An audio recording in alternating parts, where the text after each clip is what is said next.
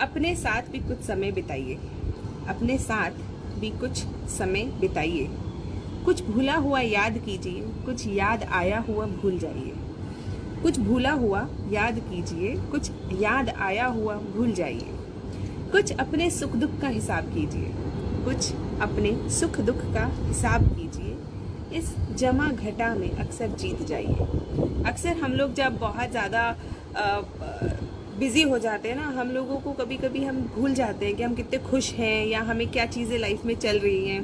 तो उसके साथ आपका एक वार्तालाप या उसके साथ आपका रूबरू होना भी बहुत ज़रूरी है अपने आप के साथ। कुछ भूला हुआ याद कीजिए, कुछ याद आया हुआ भूल जाइए। कुछ अपने सुख दुख का हिसाब कीजिए। इस जमा घटा में अक्सर जीत जाइए। जीतना है, सुख ज़्यादा रखना है। दुख सबके साथ है, दुख छोड़ा नहीं जा सकता, लेकिन थोड़ा सा कम करा जा सकता है। उसका एहसास कम करने की कोशिश करनी चाहिए एटलीस्ट। वक्त को देखिए, उसकी नज़ाकत को समझिए। वक्त को देखिए, उसकी नज़ाकत को समझिए और आगे कुछ गड़बड़ दिखे तो संभल जाइए। हम बहुत एस्पिरेशंस लेके यहाँ पर आते हैं, अपनी लाइफ में बड़ी सारी चीज़ें करते हैं। तो जब भी आप कभी किसी चीज़ के लिए आगे बढ़ रहे हैं तो उसके लिए वक्त को देखिए कि क्या चल रहा है, उसकी नज़ाकत को समझिए और कुछ गड़बड़ दिखे तो संभल जाइए। आपको जहाँ अपनी गलती लगे, जहाँ आपको कुछ भी प्रॉब्लम महसूस हो, आपको तुरंत संभल जाना चाहिए। बहुत लोगों से मिलते हैं हम, लोगों का आंकलन कीजिए, लोगों का आंकलन कीजिए। कौन अपना रहा, कौन पराया हो गया, पहचान लीजिए। कुछ लोग अपने रह जाते हैं, कुछ पराये हो जाते हैं, तो पहचान लीजिए सही समय तक और अपनों के साथ आगे बढ़ जाइए। जो अपना रह गया उसके साथ आगे बढ़ जाना चाहिए।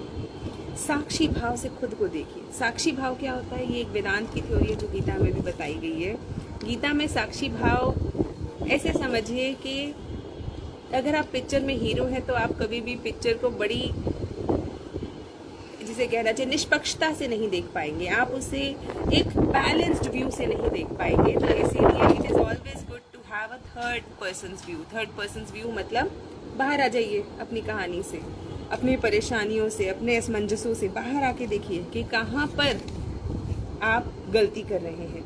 क्योंकि जब तक हम खुद में खुद रहते हैं तब तक हमारा अहंकार हमें हमारी गलतियाँ देखने नहीं देता। तो इसीलिए किसी भी सिचुएशन को जब आप एनालाइज कर रहे हैं तो एक बार बाहर आके देखिए कि कहीं ऐसा तो नहीं आपसे ही कोई गलती हो रही है। साक्षी भाव से खुद को देखिए और अपने भविष्य का निर्माण कीजिए। क्या बन रहे हैं आप क्या बन रहे हैं और आप क्या बना रहे हैं? कैसा भविष्य बना रहे हैं, कैसी दुनिया बना रहे हैं? क्या आपके होने से दुनिया में कुछ बेहतर हो रहा है? क्या आपके होने से दुनिया में कुछ बेहतर अंतर आ रहा है? अगर आ रहा है तो बहुत बढ़िया, नहीं आ रहा तो सोचिए कि आप इस धरती पर आए क्या करके जा रहे हैं। साक्षी भाव से खुद को देखिए और अपने भविष्य का निर्माण कीजिए। कुछ समय खुद के साथ रहिए, कुछ समय खुद के साथ रहिए, कुछ सोचिए, कुछ समझिए, कुछ रख लीजिए, कुछ जाने दीजिए। कुछ रख लीजिए, कुछ जाने दीजिए। रख लीजिए मतलब जो लोग अच्छे हैं, जो अच्छी यादें हैं, जो अच्छे काम किए, उन्हें अपने पास संजो के रखना चाहिए और कुछ भूल भी जाना चाहिए, कुछ जाने देना चाहिए। जो लोग आपके साथ नहीं रहे, जो आपके साथ नहीं रहना चाहते या जो आपके लायक नहीं हैं, उनको जाने दीजिए। जो चीज़ें आपके लिए नहीं हैं उन्हें जाने दीजिए। ज़रूरी नहीं कि हर सपना हमारे लिए हो, हर चीज़ हमारे लिए हो, हर व्यक्ति हमारे लिए हो। तो जो हमारे लिए है उसे संभाल के रखिए और जिसे जाना है उसे जाने दीजिए। कुछ समय खुद के साथ रहिए, कुछ सोचिए, कुछ समझिए, कुछ रख लीजिए, कुछ जाने दीजिए। राह बहुत है पर राह तो बहुत मिलेंगी आपको, हर कुछ करने का मन करेगा, हर किसी के साथ रहने का मन करेगा। तो राह तो बहुत है पर कुछ चुन लीजिए, कुछ छोड़ दीजिए। जो राह आपको चुननी है आप संभल के समझदारी से अपनी राह चुनिए। कुछ चुन लीजिए और जो राह आपके लिए नहीं है, जो व्यक्ति आपके लिए नहीं है, उसे छोड़ दीजिए। कभी हंस लीजिए, कभी रो लीजिए। मशीन मत बनिए, टेबल मत बनिए।